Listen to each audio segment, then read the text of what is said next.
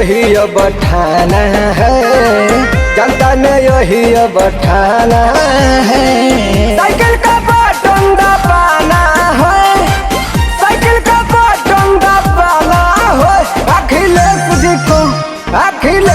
को सीएम बनाना है, अखिलेश जी को सीएम बनाना है। समाजवादी पार्टी जिंदाबाद, जिंदाबाद जिंदाबाद, अखिलेश भैया जिंदाबाद, जिंदाबाद जिंदाबाद, अखिलेश भैया जिंदाबाद, जिंदाबाद जिंदाबाद, मुलायम सिंह यादव जिंदाबाद। जिंदाबाद जिंदाबाद।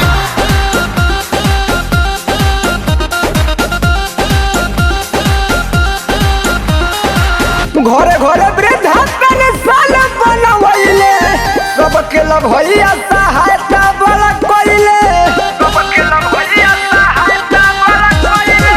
घरे घरे वृद्धा पेंशन बनवैले, सबके भैया सहायता वाला कइले।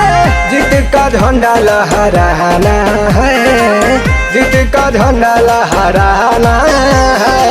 साइकिल का बटन दबाना है, साइकिल का बटन दबाना है। अखिलेश जी को सीएम बनाना है, अखिलेश जी को सीएम बनाना है। समाजवादी पार्टी जिंदाबाद, जिंदाबाद जिंदाबाद, अखिलेश भैया जिंदाबाद, जिंदाबाद जिंदाबाद, अखिलेश भैया जिंदाबाद, जिंदाबाद जिंदाबाद, मुलायम सिंह यादव जिंदाबाद। जिंदाबाद जिंदाबाद। जीतला के बाद दिल भैया रोजगार हो, इन्हीं को बाद सच्चा दिल के सरकार हो, इन्हीं को बाद सच्चा दिल के सरकार हो।